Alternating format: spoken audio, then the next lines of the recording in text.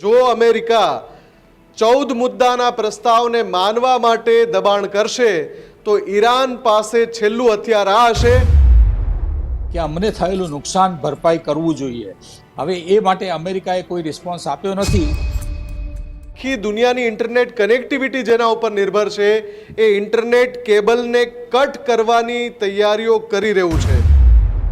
Iran back foot ઉપર છે કે જ્યાં સુધી અમારા આટલી સંતોષ હશે નહીં ત્યાં સુધી અમે યુદ્ધ વિરામ કરવાના નથી. પહેલા સ્ટ્રેટ ઓફ હોર્મુઝમાં ટોલ વસૂલવાની વાત અને હવે ફાઇબર ઓપ્ટિક્સ પાસેથી લાયસન્સ ફી વસૂલવાની વાત. મને નથી લાગતું કે ઈરાન આ પગલું લે અથવા તો કોઈ પણ દેશ એને આ રીતે કરવા દે. શું આ ખેલ માત્ર તેલ અને વૈશ્વિક દબદબાનો છે? અમેરિકાને ઓઇલના કિંગ બનવું છે, પરંતુ અમેરિકાને જે ઓઇલ માટેનું જે એની ગણતરી હતી એ ખોટી પડી છે. વેનેઝુએલાને જેટલું સહેલાઈથી લઈ લીધું એટલી સહેલાઈથી એમને ઈરાન મળી શકવાનું નહોતું. ડોનાલ્ડ ટ્રમ્પ શાંતિની વાતો કરે છે કે યુદ્ધ ન થવું જોઈએ, મારે સતત ચર્ચાઓ ચાલે છે, સતત વાતો ચાલે છે, અને બીજી તરફ તેમનું સૈન્ય ધીરે ધીરે આગળ વધી રહ્યું છે. ટ્રમ્પ હવે યુદ્ધ કરવા માંગતા પણ નથી. એમની પોતાની જે વિશ્વની એમની શાખ છે, એની આબરૂ છે, એ બચાવવા માટે થઈને એ પોતે આ રીતે પ્રયત્ન કરી રહ્યા છે. મિડલ ઈસ્ટની જે પરિસ્થિતિ છે એ પણ હવે અમેરિકા ઉપર દબાણ પેદા કરી રહી છે. અરેબિક કન્ટ્રીઝને ખબર પડી ગઈ છે કે અમેરિકા કંઈ કરી શકે એમ નથી અને ઈરાને બહુ જ સારી કન્ડિશનમાં મૂકી દીધું છે. બીજી જગ્યાએથી પુરવઠો મંગાવીને પુરવઠો તો પૂરો પાડીએ છીએ, પણ પેટ્રોલિયમ કંપનીઓને રોજનો 1000 કરોડનું નુકસાન જઈ રહ્યું છે. આપને શું લાગે છે, ભાવ વધારો સંભવ છે નજીકના સમયમાં? પરિસ્થિતિ જો બીજા 1 કે 2 અઠવાડિયા વધારે લાંબી ચાલે તો ભારત કદાચ આપણે પેટ્રોલનો અને ડીઝલના ભાવ વધારવા પડશે. એટલે આપણે માનસિક રીતે પેટ્રોલ ડીઝલના ભાવ વધે, ગેસનો ભાવ વધે એની તૈયારી માનસિક રીતે રાખવી જોઈએ. આ જ પ્રકારની તમામ અપડેટ જોવા માટે ન્યૂઝરૂમ ગુજરાતને લાઇક, શેર અને સબસ્ક્રાઇબ કરવાનું ભૂલતા નહીં.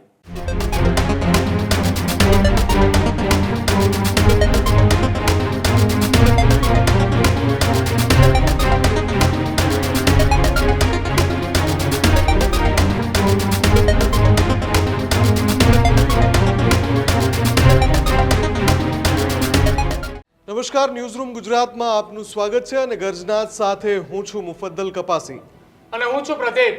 આજના ગર્જનાદમાં ચર્ચા કરવી છે કે શું વિશ્વ એ ત્રીજા વિશ્વયુદ્ધ તરફ આગળ વધી રહ્યું છે?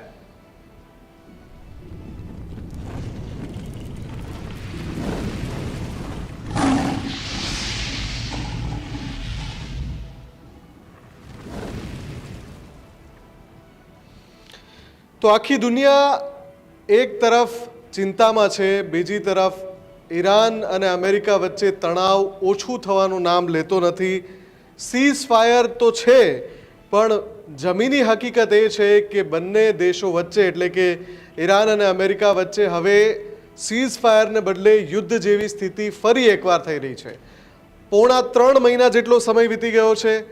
સતત વૈશ્વિક ઉર્જા જરૂરિયાતો છે એના ઉપરનું વિઘ્ન વધારે ઘેરું બનતું જઈ રહ્યું છે, સંકટ વધારે ઘેરું બનતું જઈ રહ્યું છે. એવામાં ઈરાન હવે આ પરિસ્થિતિ વચ્ચે એક નવો દાવ ખેલવા જઈ રહ્યું છે. જી હા, ઈરાન જે ગણગણાટ સંભળાતો હતો એના ઉપર આગળ વધી રહ્યું છે, એટલે કે સ્ટ્રેટ ઓફ હોર્મુઝમાં જહાજોની અવરજવરને રોક્યા બાદ હવે જે ઇન્ટરનેટ કેબલ જે હોર્મુઝના પેટાળમાં પથરાયેલા છે અને આખી દુનિયાની ઇન્ટરનેટ કનેક્ટિવિટી જેના ઉપર નિર્ભર છે એ ઇન્ટરનેટ કેબલને કટ કરવાની તૈયારીઓ કરી રહ્યું છે.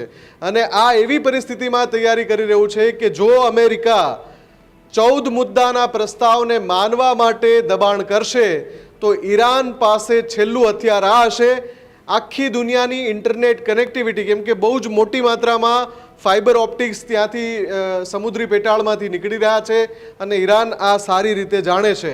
એટલે જો એ ફાઇબર ઓપ્ટિક્સને કટ કરવા માંગે તો પછી વૈશ્વિક સ્તરે અંધાધૂંધી જેવી સ્થિતિ થાય કે કેમ એ સવાલ ઊભો થઈ રહ્યો છે. હવે આ બધાની વચ્ચે એક ડ્રાફ્ટ પણ તૈયાર થયો છે, જેનો પણ એક અહેવાલ સામે આવ્યો છે કે ઈરાનની જે થિંક ટેન્ક છે એણે એક એવો ડ્રાફ્ટ તૈયાર કર્યો છે કે જો આપણે બહુ ગંભીર પરિસ્થિતિ ન આવે તો પણ સ્ટ્રેટ ઓફ હોર્મુઝમાં જેટલા પણ ફાઇબર ઓપ્ટિક્સ ઇન્ટરનેટના જે ફાઇબર ઓપ્ટિક્સ છે નીકળી રહ્યા છે એના ઉપર પ્રત્યેક કંપની પાસેથી લાયસન્સ ફી વસૂલવી અને દર વર્ષે એની રિન્યુઅલ ફી પણ વસૂલવી, એટલે કે પહેલા સ્ટ્રેટ ઓફ હોર્મુઝમાં ટોલ વસૂલવાની વાત અને હવે ફાઇબર ઓપ્ટિક્સ પાસેથી લાયસન્સ ફી વસૂલવાની વાત. આમ બેવડો સકંજો કસવાની ઈરાન કોશિશ કરી રહ્યું છે. અને આ બધી ચર્ચાઓ ક્યારે થઈ રહી છે? જ્યારે એક તરફ 3 દિવસનું સીઝ ફાયર લાગુ કરવામાં આવ્યું હતું. અમેરિકી પ્રમુખ ડોનાલ્ડ ટ્રમ્પે એ વાતો કરી હતી કે બીજા વિશ્વયુદ્ધ દરમિયાન, એટલે કે બરોબર આજથી 81 વર્ષ પહેલા જે મહત્વની ભૂમિકાઓ આ બંને દેશ વચ્ચેની રહી હતી, એ બંને દેશોની મહત્વની ભૂમિકાના કારણે આ 3 દિવસનું સીઝ ફાયર કરવામાં આવ્યું હતું કે ત્યાં એ પરેડ નીકળી શકે, એ ઉજવણી કરી શકે, અને ઉજવણીના ભાગરૂપે એક તરફ ત્યાં ઉજવણી ચાલતી હતી અને બીજી તરફ હોર્મુઝ સ્ટ્રીટની અંદર ઇન્ટરનેટ કેબલ અંતર્ગત ચર્ચાઓ પણ હવે શરૂ થઈ ચૂકી છે. બિલકુલ. અને સાથે સાથે જ્યાં એક તરફ સ્ટ્રેટ ઓફ હોર્મુઝમાં જે ઇન્ટરનેટ કેબલ્સ છે એના ઉપર ફી વસૂલવાની ઈરાન તૈયારી કરી રહ્યું છે, બીજી તરફ લગાતાર હોર્મુઝની ખાડી ક્ષેત્ર વિસ્તારમાં કમર્શિયલ જહાજો પર હુમલા થવાના શરૂ છે. વધુ એક બ્રિટિશ માલિકીના જહાજ પર હુમલો થયાના હમણાં જ અહેવાલ આવ્યા છે. એટલે કે લગાતાર ઈરાનની નેવી અને અમેરિકન નેવી વચ્ચે પણ યુદ્ધની સ્થિતિ છે અને એમાં પણ પરિસ્થિતિ વણસી શકે છે. આ બધાની અસરો એટલા માટે હવે ચર્ચા કરવી જરૂરી છે કેમ કે લગાતાર ભારત જે ક્રૂડ ઓઇલની જરૂરિયાતો છે એને બીજી જગ્યાએથી સંતોષી રહ્યું છે, પણ શું જો આ યુદ્ધ ફરી એકવાર વિકરાળ સ્વરૂપ ધારણ કરી લે તો હવે પછી તકલીફ નહીં પડે? શું પેટ્રોલ, ડીઝલ અને રાંધણ ગેસની કિંમતો વધી નહીં જાય? આ તમામ મુદ્દા પર ચર્ચા કરવા માટે આપણી સાથે વિદેશી બાબતોના નિષ્ણાંત જગદીશભાઈ વ્યાસ છે. જગદીશજી, આપનું સ્વાગત છે ન્યૂઝરૂમમાં. અને સૌથી પહેલો સવાલ જ આ કે અત્યાર સુધી સ્ટ્રેટ ઓફ હોર્મુઝમાં ચર્ચાઓ થઈ રહી હતી કે જે જહાજો છે એના ઉપર ઈરાન નિયંત્રણ ઈચ્છે છે. હવે આ એક નવો ફણગો ફૂટ્યો છે કે જે ઇન્ટરનેટ કેબલ્સ સમુદ્રી પેટાળમાંથી પસાર થાય છે એના ઉપર પણ ઈરાનની નજર છે. હાજી, આ એક બહુ જ ચિંતાજનક સમાચાર કહી શકાય. કારણ શું છે કે જો આવું બધું થઈ શકશે, શક્યતા ઓછી છે. ત્રીજા વિશ્વયુદ્ધની પણ શક્યતા ઓછી છે. જેમ કે અત્યારે ફ્રાન્સ અને યુકે બંને પણ આ બાબતમાં અંદર ઇન્ટરફિયર થઈ રહ્યા છે. હવે એ લોકો પણ નેગોશિએશનમાં દાખલ થયેલા છે. હવે બધાની પ્રાયોરિટી એક જ છે કે હોર્મુઝ સ્ટ્રીટમાંથી અત્યારે વાહનની જવાની અવર જવર ચાલુ થઈ જવી જોઈએ. આ સિવાય આપણે ધીરે ધીરે આ યુદ્ધને આપણે આટલા 3 મહિનામાં આપણે ટેવાઈ ગયા છીએ હવે, પરંતુ જે રીતે આ નવા સમાચારો આવે છે એ આપણે ચિંતાજનક છે. હવે ઇન્ટરનેટના કેબલ્સ, ફાઇબર ઓપ્ટિક કાપવા એ એક બહુ જ મોટું વિશ્વનું ખરેખર બહુ જ મોટો એ કહેવાય કે એના કારણે મને નથી લાગતું કે ઈરાન આ પગલું લે અથવા તો કોઈ પણ દેશ એને આ રીતે કરવા દે. પરંતુ મારું એમ માનવું છે કે ઈરાન જે રીતે પોતાના પોઈન્ટ્સ ઉપર રહેલું છે અડગ કે અમારે આ રીતે જ જોઈએ છે કે આજ પછી ભવિષ્યમાં યુદ્ધ ના થવું જોઈએ, એમના યુરેનિયમનો એમનો કોટા બધો આખો સેફ રહેવો જોઈએ, અને આ સિવાય એમની એક જરૂરિયાત હતી કે અમને થયેલું નુકસાન ભરપાઈ કરવું જોઈએ. હવે એ માટે અમેરિકાએ કોઈ રિસ્પોન્સ આપ્યો નથી, એટલે કદાચ મને એમ લાગે છે કે આ દરેક ઉપર એ દરેક જહાજ ત્યાંથી પસાર થાય હોર્મુઝ સ્ટ્રીટમાંથી તો એમની પાસેથી ચાર્જ લેવો અને ઇન્ટરનેટ પાસેથી પણ આ રીતે ઇન્ટરનેટની સર્વિસ ચાર્જ માટે પણ એમને આ રીતે ફી લેવી યરલી બેઝ પર. એટલે એ અત્યારે કોણ છે દુનિયાની બીજા દેશોની કંપની, યુરોપના દેશોની કોઈ પણ મીડિયાએ આ કન્ફર્મેશન આપ્યું નથી કે ઇન્ટરનેટ કાપવાની વાત છે. પરંતુ હા, આ એક સમાચાર તરીકે આપણે જોઈએ તો ખરેખર નુકસાનકારક છે. પણ મને નથી લાગતું કે આ ત્રીજા વિશ્વયુદ્ધમાં આ પ્રવેશ છે કે એ રીતે. હમણાં જ એક સમાચારમાં છે કે કતારના ફોરેન મિનિસ્ટરે ઈરાનના ફોરેન મિનિસ્ટર અને ઈરાનના સુપ્રીમો સાથે વાત થયેલી છે. હવે અત્યાર સુધી 3 મહિનામાં સુપ્રીમો ક્યાંય પણ આવ્યા નથી, પણ અત્યારે ન્યૂઝમાં એ રીતે બતાવી રહ્યા છે કે એમણે વાત થયેલી છે અને આને સમાધાનને પર, કારણ કે સૌથી વધારે નુકસાન જો કોઈક દેશને થયું હોય તો એ કતાર છે. અને કતર આમ કહેવાય કે ઈરાનના કોઈ ફ્રેન્ડલી ટર્મ્સમાં છે, અને તે છતાં પણ અત્યારે બહુ મોટું નુકસાન વેઠી રહ્યા છે. એટલે અને કતર હંમેશા વચ્ચે મધ્યમ તરીકે રહેલું છે અને રહી જ રહ્યું છે. તો એ કારણે પણ એક એવું બને કે કતર અત્યારે બહુ ખરેખર એક સારી પોઝિશનમાં છે કે જે પોતે નેગોશિએશન કરી અને આ યુદ્ધનો અંત લાવે. જ્યાં સુધી અમેરિકાની વાત છે ત્યાં સુધી અમેરિકા અત્યારે યુદ્ધમાં કોઈ પણ સાધનો વાપરી શકે એમ નથી, કારણ કે ત્યાંની કોંગ્રેસે કોઈ અપ્રુવલ 60 દિવસનું પછીનું આપ્યું નથી, અને ટ્રમ્પ હવે યુદ્ધ કરવા માગતા પણ નથી. પરંતુ એમની પોતાની જે વિશ્વની એમની શાખ છે, એની આબરૂ છે, એ બચાવવા માટે થઈને એ પોતે આ રીતે પ્રયત્ન કરી રહ્યા છે. અને બીજી બાજુ ઈરાન બેકફૂટ ઉપર છે કે જ્યાં સુધી અમારા આટલી સંતોષ હશે નહીં ત્યાં સુધી અમે યુદ્ધ વિરામ કરવાના નથી, અથવા યુદ્ધને અમે સંપૂર્ણ છે એમ જાહેર કરવાના નથી. જગદીશભાઈ, તમે જે વાત કરી કે ડોનાલ્ડ ટ્રમ્પ આમ એક તરફ શાંતિની વાત કરી રહ્યા છે, શું આ ખેલ માત્ર તેલ અને વૈશ્વિક દબાણો છે, કે પછી એક તરફ ડોનાલ્ડ ટ્રમ્પ શાંતિની વાતો કરે છે કે યુદ્ધ ન થવું જોઈએ, મારે સતત ચર્ચાઓ ચાલે છે, સતત વાતો ચાલે છે, અને બીજી તરફ તેમનું સૈન્ય ધીરે ધીરે આગળ વધી રહ્યું છે? હાજી, હવે ટ્રમ્પના તો આપણે જાણીએ છીએ કે 3 મહિના નહીં, આપણે આ પહેલાંના 4 વર્ષનું જાણે હતા ત્યારે પણ કે એમના વિચારો દરરોજ બદલાતા હોય છે, અને યુટર્ન મારતા એમને કોઈ જાતનો શરમ સંકોચ કંઈ છે નથી. હવે જો ટ્રમ્પને અત્યારે પોઝિશન એવી છે કે જે મિડ ટર્મ ઇલેક્શન આવી રહ્યું છે એમાં રિપબ્લિકન પાર્ટી આ રીતે કોઈ પણ જાતના નુકસાન વિના થઈ જવી જોઈએ. અત્યારે રિપબ્લિકન પાર્ટી બંને સનદમાં, ત્યાંની કોંગ્રેસમાં અને ત્યાંના સેનેટમાં બંનેમાં મેજોરિટી છે અને પોતે ધાર્યું કરી શકે છે. પરંતુ હવે એવું લાગે છે કે જે રીતે અમેરિકાની પોઝિશન છે કે ત્યાં ખાસ કરીને જે ભાવ વધારો થઈ ગયો છે, ઇન્ફ્લેશન એટલું બધું વધી ગયું છે, એના કારણે અત્યારે ટ્રમ્પની પોઝિશન એવી છે કે ગમે તેમ કરીને પોતે આબરૂ રહેવી જોઈએ, સાપ મરવો ના જોઈએ, અને લાઠી તૂટવી પણ ના જોઈએ.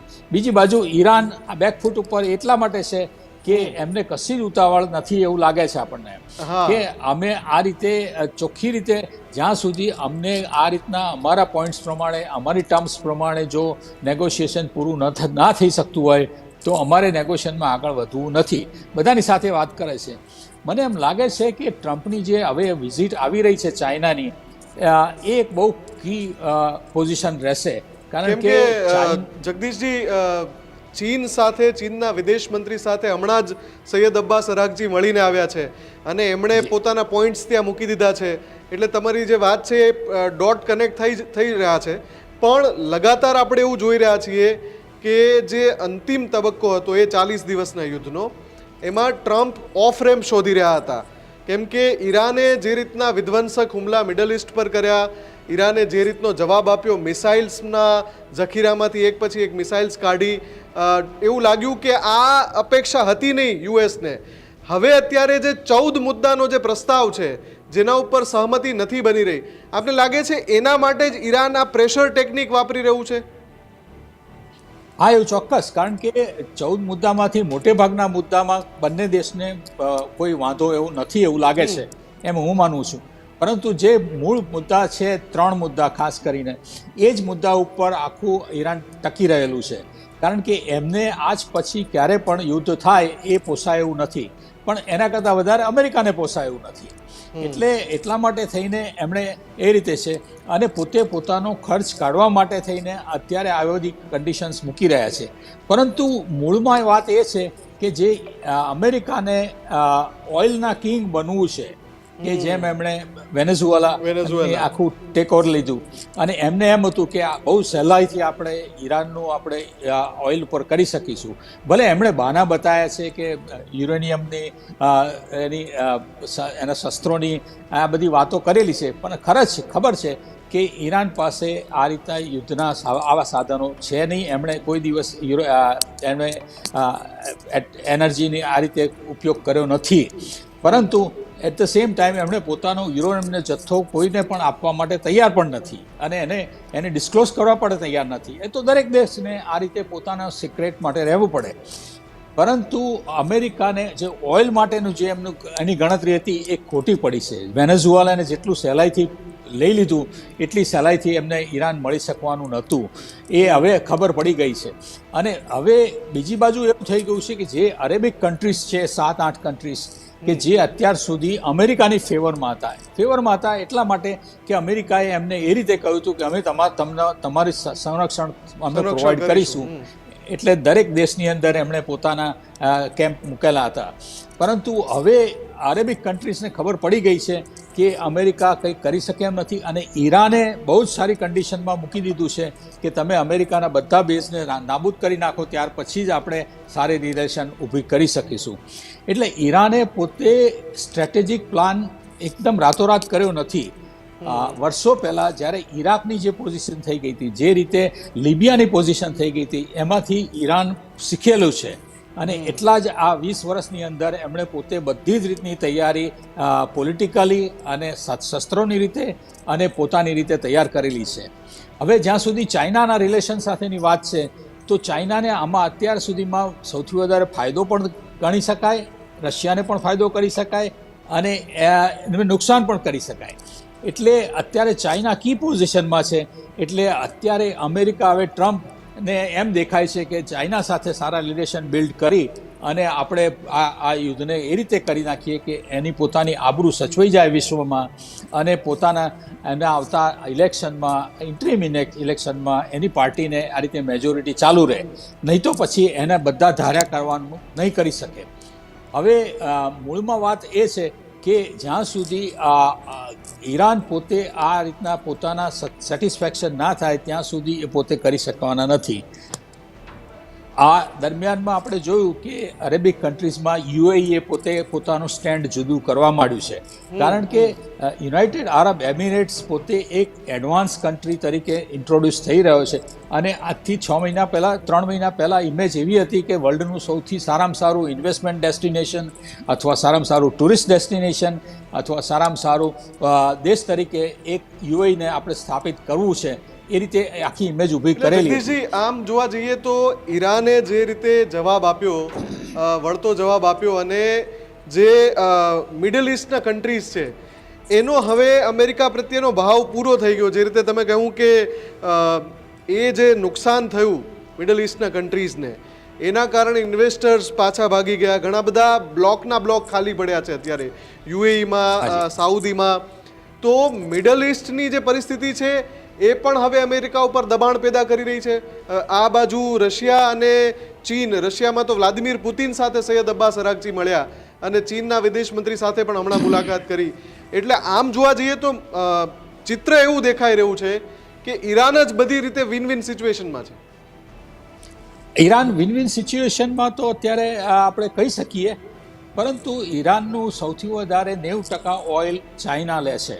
એટલે ચાઇનાની સાથે પ્રોટેક્શન એની સાથે રહેશે જ, અને ચાઇના આ ટર્મ્સમાં પોતે ડિક્ટેટ કરશે. એટલા માટે જ અમેરિકાએ અત્યારે હવે ચાઇના તરફ વળેલા છે. એનું કારણ જ એ છે. બીજું, જેમ આપણે કહ્યું એમ કે અરેબિક દેશના બધા ધીરે ધીરે હવે અત્યાર સુધી પોઝિશન એવી હતી કે બધું ટ્રેડિંગ ડોલરમાં થવું જોઈએ. હવે આપણે જોયું કે સાઉદીને આ રીતે ઈરાને કહેલું છે કે નેગોશિએશનમાં જો તમે પડવાના હોય તો તમે હવે ઓઇલનું ટ્રેડિંગ ચાઇનાની કરન્સી યુઆનમાં કરો. હવે જો આવી કોઈ પરિસ્થિતિ એમનો ગોલ હોય કે અરેબિક કન્ટ્રીઝ બધા હવે ડોલરમાં ઓઇલ ટ્રેડિંગ ના કરે અને અમેરિકા સાથેના એવા રિલેશનને જોડા તકલીફમાં મૂકી દે, કારણ કે કતાર પણ આ બાબતમાં તૈયાર થઈ શકે એમ લાગે છે. અને એની સામે ચાઇનાએ જે રીતે પ્રિપરેશન કરેલી છે કે તમે જો ડોલરમાં ટ્રેડિંગ ના કરવું હોય તો યુઆને પોતે પોતાની સિસ્ટમ ઊભી કરેલી છે કે જે અમેરિકા કરતાં પણ વધારે ઝડપી છે અને ઓછા કમિશનમાં છે. કારણ કે અત્યારે પોઝિશન એવી છે કે ધારો કે ભારત બાંગ્લાદેશ સાથે કોઈ વસ્તુ ટ્રેડ કરે તો પણ ડોલરમાં કરવી પડે છે, જેમાં અમેરિકા ડાયરેક્ટ ઇન્વોલ્વ થતું નથી. તે છતાં પણ એ આખી બેન્કિંગ સિસ્ટમને લીધે અમેરિકા પોતે ડોલર સ્ટ્રોંગ કરી રહ્યું છે અને ઘણા બધું કમિશન મેળવી રહ્યા છે. હવે જો આ લિંક જો તો ઈરાન તોડી નાખે કે અરેબિક કન્ટ્રીઝ બધા જ હવે ડોલરમાં ટ્રેડિંગ ના કરે તો ડોલર વિશ્વમાં જે મોટો કરન્સી કહેવાય છે એને બહુ જ મોટો ફટકો પડે. એટલે આ બધા જુદા જુદા આર્થિક અને આ રીતના પરિબળો જોતા એમ થાય છે કે અમેરિકાએ હવે ધીરે રહીને પોતાનો હાથ કાઢી લેવો છે અને જેમ બને એમ હતું એમ કરી નાખવું છે. પરંતુ ઈરાન એટલું સહેલાઈથી કરવા દેશે નહીં અને ચાઇના કરવા દેશે પણ નહીં. એટલે આ પરિસ્થિતિ એવી છે. પરંતુ તે છતાંય કોઈ હવે યુદ્ધ અમેરિકા તો કરી શકવાનું છે જ નહીં, કારણ કે કોંગ્રેસે બિલિયન્સ ઓફ ડોલર્સ એપ્રૂવ નથી કર્યા અને 60 દિવસ પછી અને ગવર્મેન્ટે આ રીતે લખીને આપેલું છે કે આપણે 7મી એપ્રિલ પછી આપણે કોઈ પણ જાતનું યુદ્ધ કરેલું નથી. અત્યારે જે કરી રહ્યા છીએ એ આપણી સેફટી માટે, પ્રોટેક્શન માટે એ અવરોધ કરેલો છે, પણ એ યુદ્ધનો પ્રકાર ના ગણી શકાય. એટલે આવી રીતે જુદી જુદી વ્યાખ્યાઓ દ્વારા અમેરિકન પબ્લિકને, વિશ્વને અમેરિકા આ રીતે સમજાવવાનો પ્રયત્ન કરી રહ્યો છે. પરંતુ બોટમ લાઇન ઇઝ કે જ્યાં સુધી ઈરાન પોતાના પોઈન્ટ્સને સંતોષ નહીં થાય ત્યાં સુધી સંપૂર્ણપણે એ નેગોશિએશન પૂરું ગણશે નહીં. તો આ વાત ઉપરથી એવું કહી શકાય કે બંને દેશો વચ્ચેની લડાઈ નહીં પરંતુ વિચારધારાની લડાઈ છે. હા, કહી શકાય, ચોક્કસ વિચારધારાની લડાઈ. પોતાના ગોલ છે નક્કી. હવે અમેરિકાના ગોલ એવા કોઈ હતા નહીં સિવાય કે એમને ઓઇલ ઉપર તે કરવું હતું.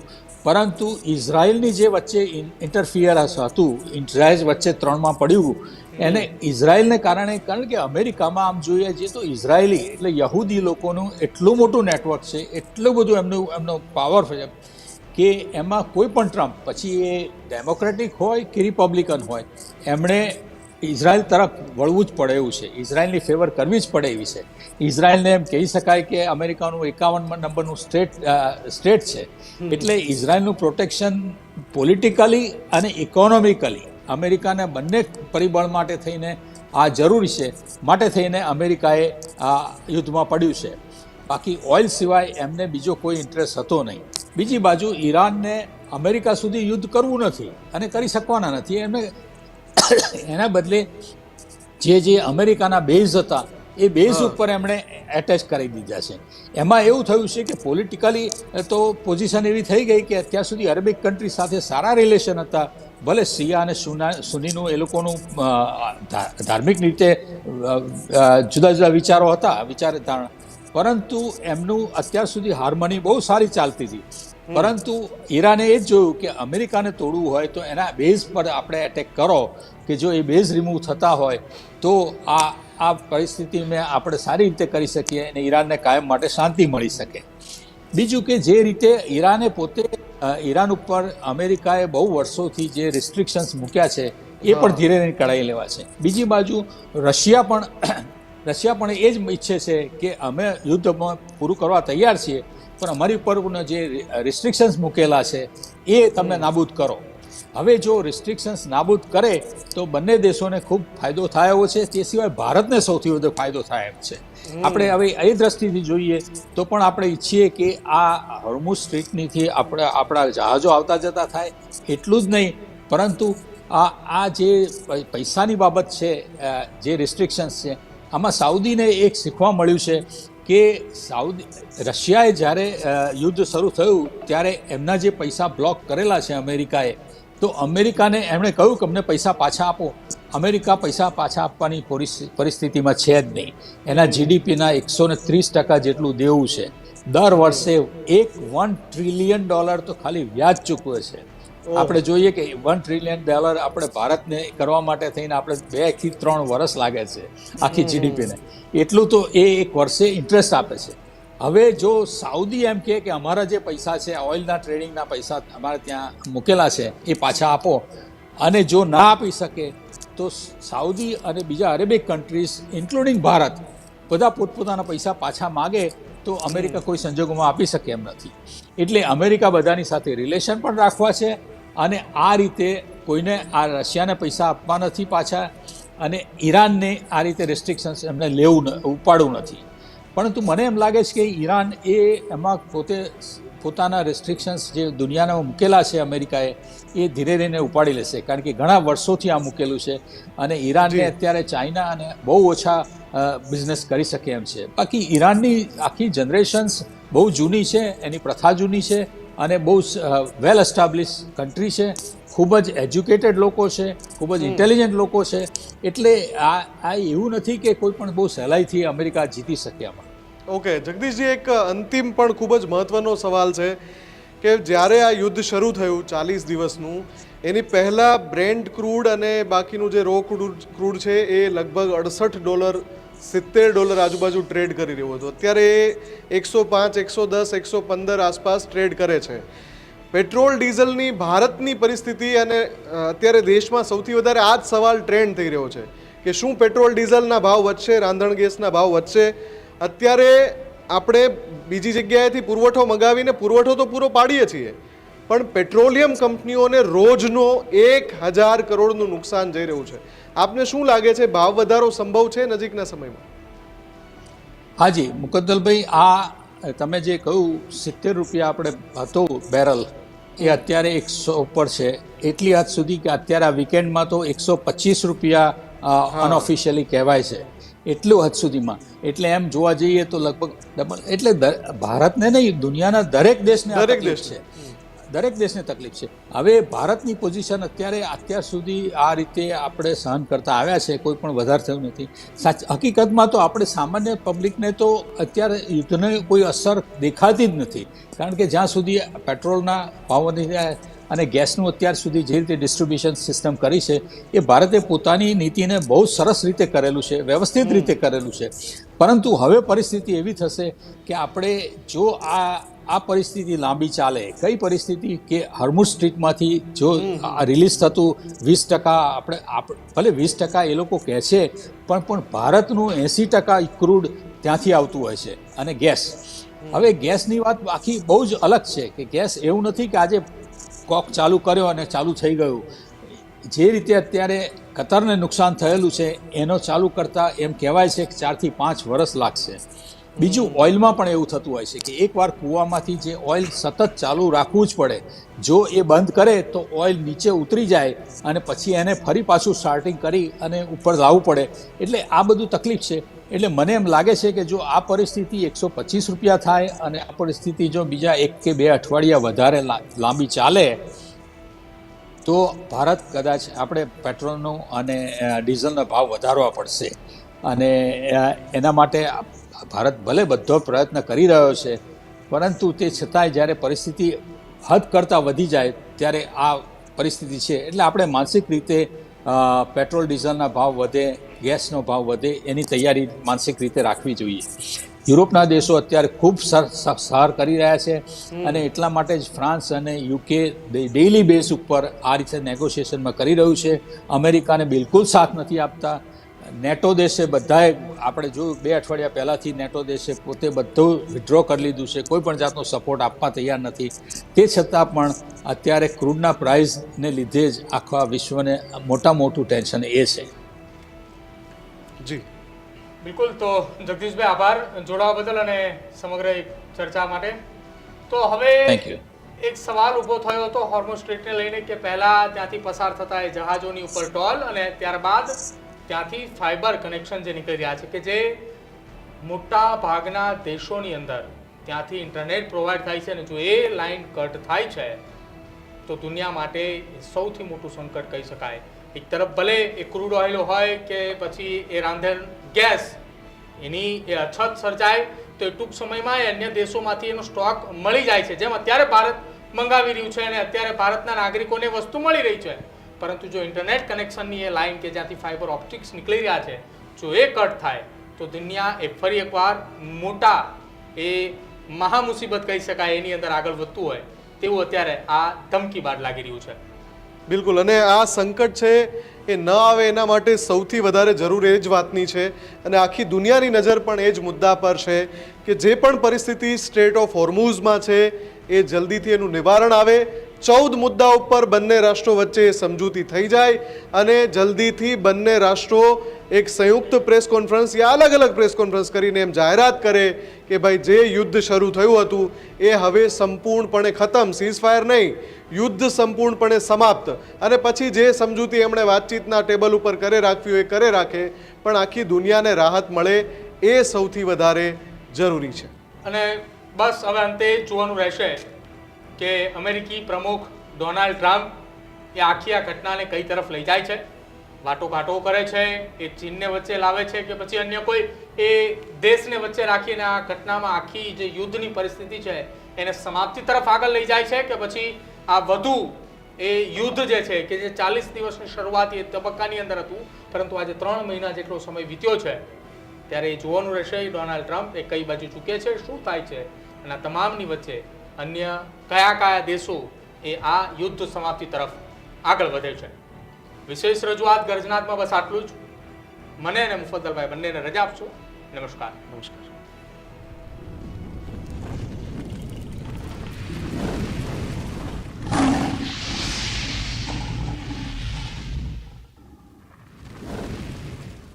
અત્યારે જ ન્યૂઝરૂમ ગુજરાતની યુટ્યુબ ચેનલને સબસ્ક્રાઇબ કરો અને ઇન્સ્ટાગ્રામ અને ફેસબુક પર ફોલો કરો.